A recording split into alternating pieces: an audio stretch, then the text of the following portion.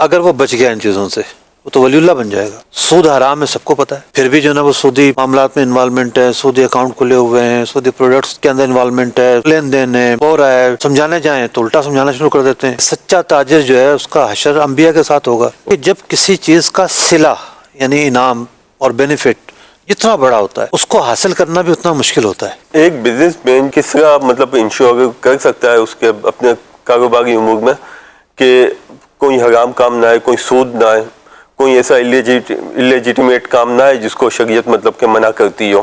اگر وہ بچ گیا ان چیزوں سے وہ تو ولی اللہ بن جائے گا. تو مقصد بھی تو وہی. میں عرض کروں نا, صلہ کتنا بڑا ہے. جی بالکل. ولی اللہ اگر نہیں بھی بنتا کم از کم مقرب تو بنے گا نا. اور یہی وجہ ہے کہ حدیث پاک میں بشارت دی ہوئی ہے کہ سچا تاجر جو ہے اس کا حشر انبیاء کے ساتھ ہوگا. سبحان اللہ. بات یہ ہے کہ جب کسی چیز کا صلہ یعنی انعام اور بینیفٹ جتنا بڑا ہوتا ہے اس کو حاصل کرنا بھی اتنا مشکل ہوتا ہے. اتنا بڑا انعام مل رہا ہے کہ اس کا انبیاء کے ساتھ جو ہے وہ حشر ہوگا, تو اتنا آسان کام تو نہیں ہے نا. یہ کام مشکل ہے, کئی اعتبار سے مشکل ہے. پہلی مشکل ہے نالج حاصل کرنا کہ کیا حلال ہے کیا حرام ہے, نالج کا پتہ چلے. بعض اوقات صرف طریقہ کار بدلنے سے حلال و حرام میں فرق آ جاتا ہے. نبی اکرم علیہ الصلوۃ والسلام کی بارگاہ میں ایک مرتبہ حضرت بلال حبشی رضی اللہ تعالیٰ عنہ برنی کھجور لے کر حاضر ہوئے. برنی کھجور جو ہے نا وہ بڑی سستی ہوتی ہے. مدینہ منورہ میں جو کھجوریں ملتی ہیں اس میں سے ملنے والی سستی ترین کھجور ہوتی ہے اور 5-6 ریال کلو کی مل جاتی ہے. سوکھی سی ہوتی ہے بالکل, لوگ چھلکا اس کا کھجور پہ جو ہے نا چھلکا الگ سے ہو رہا ہوتا ہے, مطلب چھلی چھلی سے نظر آ رہی ہوتی ہے تھوڑی تھوڑی. تو برنی کھجور لے کر حاضر ہوئے تو آپ نے پوچھا کہاں سے لائے؟ تو انہوں نے عرض کی یا رسول اللہ صلی اللہ علیہ وسلم میرے پاس کچھ جو ہے نا وہ کم کوالٹی کی یہ کھجوریں تھیں, 2 سا تھیں وہ, تو میں نے وہ دی سامنے والے کو اور 1 سا کھجور اس سے لے لی اچھی کوالٹی کی. تو نبی اکرم علیہ الصلوۃ والسلام نے ارشاد فرمایا ہے تو کھلا سود ہے, کیونکہ جنس کے بدلے جنس کا تبادلہ کیا گیا. جی. اور مطلب دونوں طرف کھجور ہے. ایک برتن کا نام ہے سا, تو 1 سا جو ہے نا کھجور لے کے 2 سا کھجور دے دی گئی. تو چیز تو ایک ہی ہے نا, چیز میں تو فرق نہیں آیا. اس کی ٹھیک ہے ایک اعلیٰ کوالٹی کی ہے کم کوالٹی کی ہے لیکن جنس ایک ہی ہے. تو آپ علیہ السلام نے اس کو سود قرار دیا. پھر آپ علیہ السلام نے ارشاد فرمایا یوں کیوں نہیں کیا کہ پہلے والی کھجوریں بیچتے, یعنی جو ان کے پاس تھی, اور اس کے پاس جو کھجوریں تھیں وہ خرید لیتے.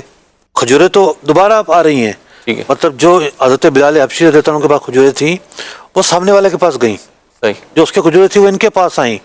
دونوں طریقوں میں کام ایک ہی ہوا, مقصد حاصل ہو رہا ہے, مقصد ایک ہی ہے, نتائج ایک ہی ہیں, لیکن طریقہ کار بدل گیا.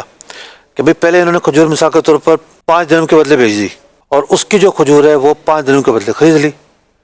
2 الگ الگ سودے ہوئے, ایک طرف درہم ہے, درہم چاندی کا ہوتا ہے, دوسری طرف کھجور ہے.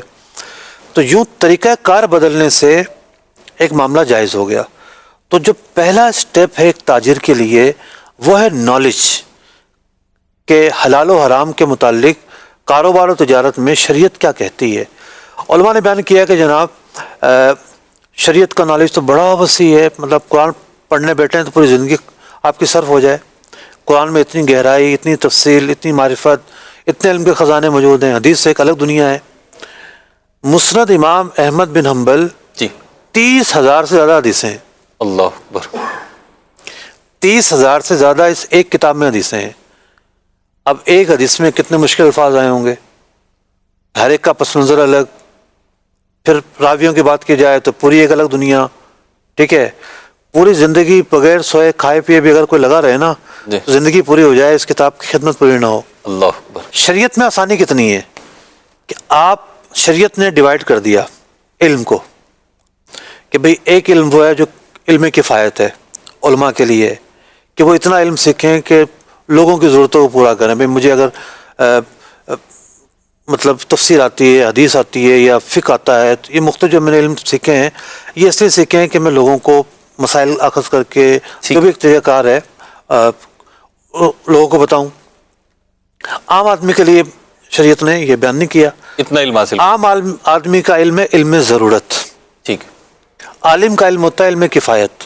صحیح. دوسروں کو کافی ہونے کے لیے زیادہ علم سیکھتا ہے کہ بھئی آپ کسان ہیں تو کسان کے حلال و حرام سیکھیں.